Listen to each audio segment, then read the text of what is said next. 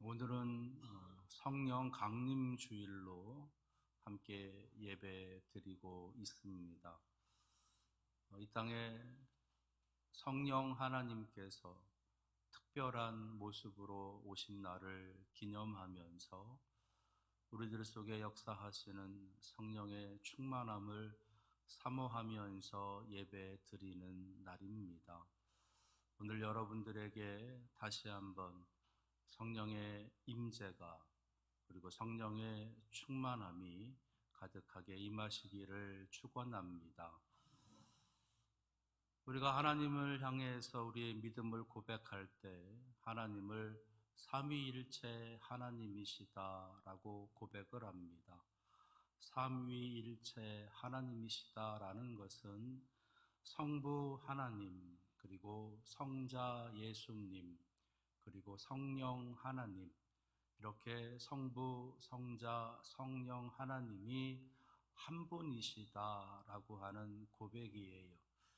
그래서 이 고백 속에는 성부 하나님께서 역사하시는 곳에 성자 예수님도 성령 하나님도 계시다라는 것, 성자 예수님께서 교훈하시는 곳에 성부 하나님도 성령 하나님도 계시다라는 것, 성령 하나님께서 역사하시는 곳에 성부 하나님도 성자 예수님도 계신다라고 하는 그런 의미가 포함되어져 있는 겁니다. 그렇다면 성부 하나님, 성자 하나님, 성령 하나님, 이렇게 삼위일체의 하나님이 곧 한 분 하나님이시다라고 하는 고백이라면 구약에도 그리고 신약에도 그리고 지금 우리들에게도 여전히 한 분 하나님께서 역사하고 계시는데 왜 굳이 성자 예수님 또 성령 하나님으로 이 땅에 특별하게 거룩한 모습으로 오게 하고 계시느냐라는 거예요. 아기 예수를 우리에게 보내주시면서 성자 예수님이 시작이 됩니다. 그리고 제자들이 다락방에 모여서 간절함으로 기다리며 기도할 때 그들에게 오순절 성령의 놀라운 임재하심이 나타나게 됩니다. 특별한 날로, 거룩한 날로 하나님께서 성자 예수님을 성령 하나님을 보내주고 계시는 거지요. 굳이 그렇게 나누어서 오실 필요가 없는데 왜 그렇게 나누어서 오고 계시는가? 거기에는 특별한 이유가 있겠다라는 겁니다. 먼저 성자 예수님을 통해서는 죄인된 우리를 구원해 주시기 위해서, 그래서 하나님 자녀의 권세를 이 땅에서 누리며 살아가는 하나님 나라의 백성의 그 자격을 얻게 하시기 위해서 예수 그리스도 성자 예수님을 우리에게 보내주시는 겁니다.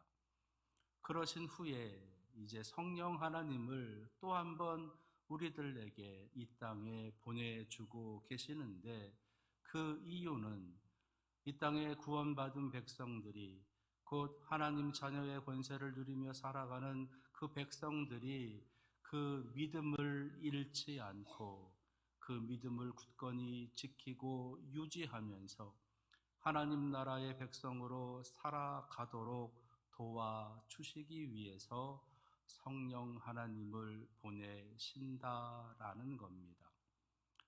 이것은 예수님의 제자들의 모습 속에서 좀 생각해 보면 훨씬 더 쉽게 우리들 마음에 다가오게 된다는 거지요. 제자들의 삶은 상당히 당황스러운 삶으로 시작이 되어집니다. 먼저 예수님께서 제자들 한 사람 한 사람들을 부르실 때 당황스러운 그런 모습으로 부르십니다. 대표적으로 베드로, 안드로, 야고보, 요한이라고 하는 네 어부를 예수님께서 갈릴리에서 부르세요. 부르실 때 나를 따라오라. 내가 너희를 사람을 낚는 어부가 되게 하리라. 이 부름 앞에 이 내 어부는 부모와 그리고 가지고 있는 모든 것들을 다 내려두고 예수님을 쫓게 됩니다. 나를 따라오라. 사람을 낚는 어부가 되게 하리라.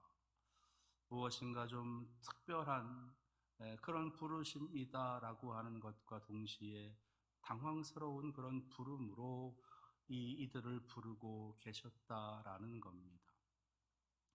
그렇게 제자들 한 사람 한 사람들을 부르신 예수님께서 3년이라고 하는 결코 긴 시간이 아니 어쩌면 아주 짧은 시간 동안을 여러 가지 많은 교훈과 기적들을 행하시면서 제자들에게 그 모습을 보여주십니다. 놀라운 기적을 베푸시면서 제자들을 당황시키시는 일도 한두 번이 아니었었어요. 그런 예수님께서 어느 날 갑자기 이제 로마의 병사들에게 붙잡힙니다.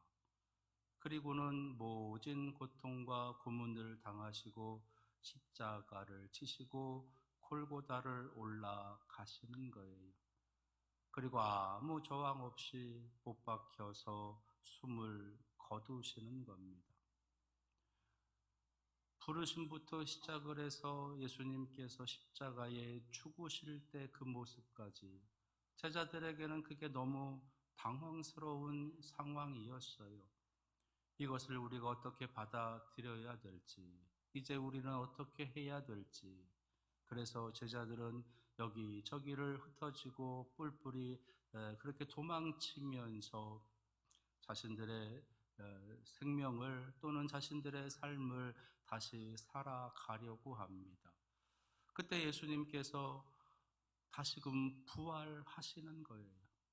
3일 만에 부활하셔서 도망치고 있는 제자들에게 나타나셔서 갈릴리로 가라고, 거기에서 다시 만나자고 당부하시면서 제자들을 다 불러 모으시는 겁니다.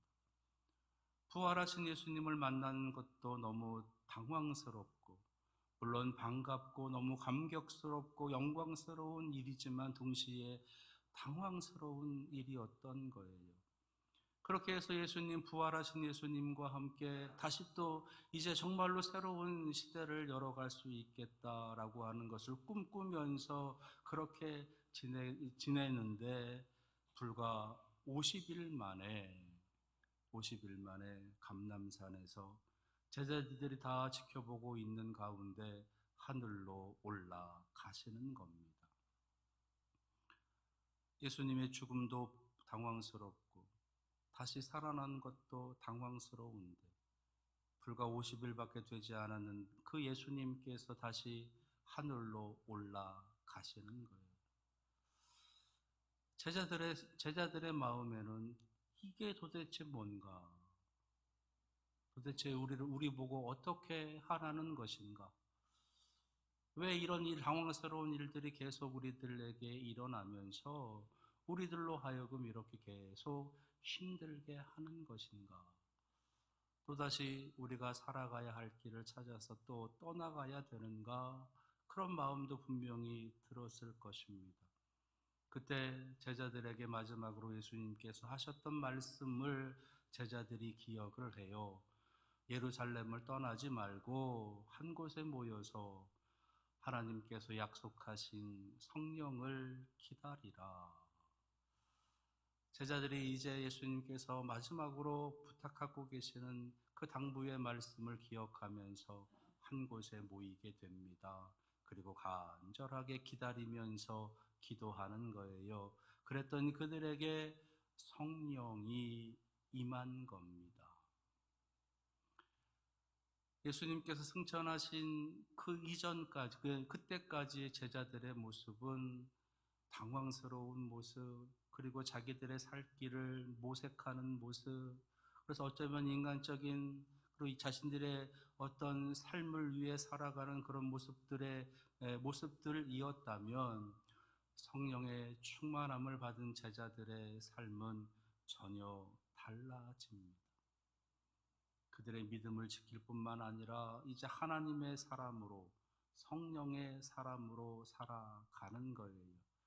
그래서 사도 바울은 그렇게 살아가는 그들의 삶을 가리켜서 이제는 내가 사는 것이 아니요 내 안에 그리스도께서 사신 것이라.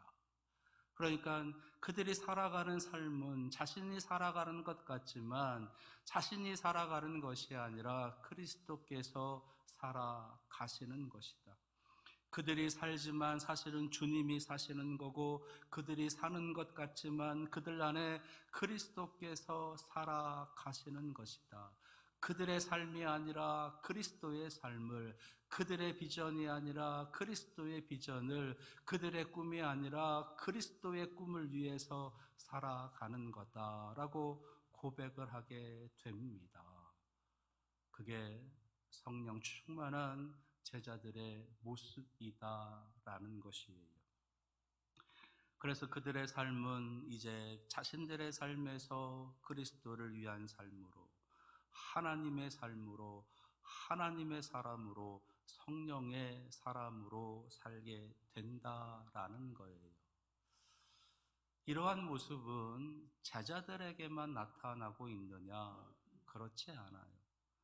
성경 곳곳에 숨어 있는, 그리고 성경 곳곳에 기록되어져 있는 수많은 우리들 믿음의 선배들, 믿음의 조상들에게서도 동일하게 나타나는 모습입니다. 오늘 함께 읽은 말씀 속에 등장하는 이 모세에게도 동일하게 나타나고 있는 것이에요. 그래서 모세가 사는 것 같지만 실상 모세가 사는 것이 아니라 하나님이, 그리스도가, 성령이 살아가신다라는 겁니다. 자, 그러면 모세를 통해서 우리에게 보여주시는 성령의 사람의 모습은 무엇인가? 오늘은 모세를 통해서 우리에게 보여주시는 성령의 사람의 그 모습 세 가지를 좀 살펴보고자 합니다. 첫째, 모세를 통해서 보여주시는 성령의 사람은요, 가야 할 방향이 분명한 사람입니다. 가야 할 방향이 분명한 사람. 오늘 20절 말씀이에요. 그들에게 율법 법도를 가르쳐서 마땅히 갈 길과, 마땅히 갈 길과, 그들이 가야 할 길, 가야 할 방향이 분명하다라고 하는 것을 말씀해 주고 계시는 거예요. 읽지는 않았지만 오늘 말씀 8절 말씀을 보시게 되면 모세가 그의 장인 이드로와 대화를 나누면서 하나님께서 이스라엘 백성들에게 보여주고 계시는 놀라운 능력을 간증하면서 이렇게 말을 합니다. 여호와께서 이스라엘을 위하여 큰 바로와 애굽 사람에게 행하신 모든 일과 길에서 그들이 당한 모든 고난과 여호와께서 그들을 구원하신 일을 다 그 장인에게 말하매. 이스라엘을 구원하시는 그 모습을 이제 장인 이드로에게 자랑하면서 찬양하면서 간증하고 있는 겁니다. 그 속에는요, 하나님께서 이스라엘 백성들을 구원해 내셨다.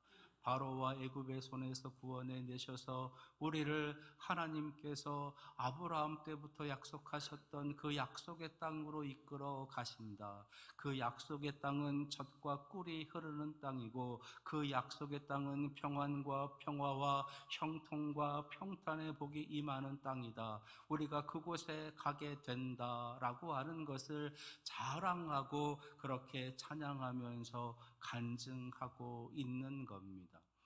그러니까 지금 모세가 말하고 있는 마땅히 갈 길, 그것은 바로 하나님께서 약속하신 땅, 젖과 꿀이 흐르는 땅, 곧 하나님의 나라를 향해서 가고 있다라는 거예요. 모세는 그가 가야 할 방향이 어디인지를 분명히 알고 있는 겁니다. 그들이 왜 사는지, 그가 왜 사는지, 그를 왜 구원해 주셨는지, 이스라엘을 왜 구원해 주셨는지, 그들을 통해서 하나님께서 이끌어 가시고자 하시는 곳이 어디인지에 대한 그 방향이, 그 목적이 분명하다라는 겁니다. 그리고 그 방향에 조금도 흔들림이 없어요. 그래서 이스라엘 백성들로부터 오게 되는 수많은 어떤 약속의 땅을 향한 그 행진의 장애, 아말렉 족속과 같은 수많은 이방 족속들에 대한 방해에도 불구하고 그 방향을 굳건히 바라보며 걸어가고 있는 겁니다. 우리들도 마찬가지예요. 우리들도 하나님께서 우리를 택하셔서 하나님 자녀를 삼으시고 하나님의 그 놀라운 자녀의 권세를 누리게 하고 계시면서 결국 우리를 통해서 하나님께서 이끌어 가시고자 하시는 곳은 약속의 땅, 축복의 땅, 젖과 꿀이 흐르는 땅입니다. 하나님의 나라로 우리를 이끌어 가시는 거예요. 그곳에 우리가 가는 겁니다. 결코 심판의 땅도 아니고 저주의 땅도 아니고 멸망의 땅도 아니고 눈물의 땅도 아닌 기쁨과 평안과 감사가 넘치는 젖과 꿀이 흐르는 축복의 땅으로 우리를 이끌어 가고 계시는 거예요. 그곳으로 가고 있음을 여러분들 분명히 마음에 새기시기를 바랍니다. 그곳에 가고 있음을 다시 한번 기억하면서 그곳에 가기 위해서 흔들림이 없이 내 믿음을 지키기 위해서 오늘 성령의 충만함을 받으시는 여러분들 되시기를 축원합니다. 모세를 통해서 보여주시는 성령의 사람 두 번째는요, 그곳에 가면서 해야 할 일이 무엇인지 분명히 아는 사람이에요. 약속의 땅을 향해 가면서 그들이 해야 할 일이 무엇인지를 분명히 정확히 아는 사람. 20절 말씀에 그들에게 율례와 법도를 가르쳐서 마땅히 갈 길과 할 일을 그들에게 보이고, 갈 길과 할 일을 보이라라는 겁니다. 여기서 할 일이라고 하는 것은 율법과 율례와 법도를 아는 것이에요. 오늘 16절입니다. 그들이 일이 있으면 내게로 오라니 내가 그 양쪽을 재판하여 하나님의 율례와 법도를 알게 하나니. 하나님의 율례와 법도를 알게 하는 것, 곧 하나님의 뜻과 하나님의 계획과 하나님의 마음과 하나님의 생각을 알게 하는 것, 그것이 바로 모세가 하는 일, 이스라엘 백성들이 해야 하는 일, 나아가서 우리가 해야 할 일인 겁니다. 궁극적으로 우리가 이 땅에서 해야 할 일은 하나님의 뜻을 아는 것이에요. 하나님의 마음이 어떻고 하나님의 생각이 무엇이고 하나님께서 원하시는 것이 무엇이고 하나님의 계획이 무엇인지를 알아가는 것, 그것을 우리에게 원하시는 겁니다. 이 땅에서 무엇을 먹을까? 이 땅에서 무엇을 마실까? 이 땅에서 어떻게 잘 살아갈까? 어떻게 많이 벌까? 어떻게 많이 올라갈까? 어떻게 더 많이 가질까? 그것을 고민하고 궁리하며 그것에 목표를 두고 살아가는 것이 우리들 삶의 목적, 우리들이 해야 할 일이 아니라 약속의 땅으로 이끌어 가고 계시는 그 하나님의 마음을 헤아리는 것, 그 하나님의 생각, 그 뜻을 헤아리면서 따라가는 것이 우리가 해야 할 일인 것이에요. 때를 따라서 우리가 해야 할 선한 일들을 알아야 됩니다. 시기에 따라서 우리가 해야 할 합당한 일들을 하면서 살아가야 됩니다. 신분, 직분, 직무, 나이, 역할들에 따라서 우리가 해야 할 일들을 하면서 살아가야 된다라는 것이에요. 아버지로서 해야 할 일, 어머니로서 해야 할 일, 아들과 딸로서 해야 할 일, 학생으로서, 교사로서, 선생으로서 해야 할 일, 그 선하고 바른 일들을 하면서 살아갈 줄 알아야 됩니다. 거기다가 더 나아가서 그 속에 담겨져 있는 하나님의 마음, 그 속에 담겨져 있는 하나님의 뜻을 헤아릴 수 있어야 된다라는 것이에요. 그저 한 가정의 아버지로서 살아가는 것만이 아니라 믿음의 아버지로 내가 어떻게 살아갈 것인가, 내가 믿음의 아버지로 어떻게 살아갈 것인가, 믿음의 어머니로, 믿음의 아들로, 믿음의 딸로 내가 어떻게 살아갈 것인가, 한 일터에서, 직장에서 내가 믿음의 사람으로 그 직장에서 어떤 일을 하면서 살아갈 것인가, 믿음의 학생으로 내가 어떻게 하면서 살아갈 것인가, 믿음의 사람으로 이 지역 공동체에서 내가 어떻게 하면서 어떤 일을 하면서 살아갈 것인가, 끊임없이 묻고 하나님께 지혜를 구하고 하나님께 힘을 구하면서 그것을 알아가야 되는 것입니다. 그것이 우리가 해야 할 일인 거예요. 그저 이 세상에서 주는, 이 세상에서 말하고 있는 그런 것들을 추구하고 그런 것들을 따라가면서 내가 가지고 있는 것들을 이용해서 그저 나를 위해 살아가는 것이 아니라 하나님을 위해서, 하나님의 이름을 위해서, 하나님의 뜻을, 그 계획을 이루기 위해서 살아가는 것. 그래서 제자들이 고백하는 것처럼 내가 사는 것이 아니요 내 안에 그리스도께서 사는 것입니다 라고 하는 고백을 나도 할 수 있는 것, 바로 그런 사람들이 성령의 사람이다 라는 것이 오늘 여러분들에게 다시 한번 성령의 충만함이 임하셔서 여러분들이 지금 있는 곳에서 해야 할 일이 무엇인지, 여러분들의 일터와 여러분들의 생업의 현장에서, 여러분들이 살아가는 곳에서 여러분들이 가지고 있는 여러 많은 신분들을 가지고 하나님의 뜻을 하나하나 이루며 나아가시는 성령의 사람이 되시기를 축원합니다. 마지막으로 세 번째, 모세를 통해서 보여주시는 성령의 사람, 세 번째는요, 해야 할 일을 위해서 동역할 줄 아는 사람이에요. 나 혼자 하는 일이 아니라 함께 동역할 줄 아는 사람이 성령의 사람입니다. 오늘 21절 말씀을 보면은요, 장인 이드로가 모세가 하고 있는 일에 안타까워서 아주 좋은 귀한 충고를, 조언을 하나 해줘요. 그것이 21절입니다. 너는 또 온 백성 가운데서 능력 있는 사람들, 곧 하나님을 두려워하며 진실하며 불의한 이익을 미워하는 자를 살펴서 백성 위에 세워 천부장과 백부장과 50부장과 10부장을 삼아라고 기록하고 있어요. 자신의 혼자서 이스라엘 백성들 전체의 민원을 이제 다 듣고 그것을 해결하려고 하지 말고 사람을 써라, 동역하는 사람들을 세워라 라는 겁니다. 자기 혼자서 모든 것들을 감당하려고 하지 말고 함께 하라라고 하는 것이에요. 바로 그런 사람들이 성령의 사람들이다라는 겁니다.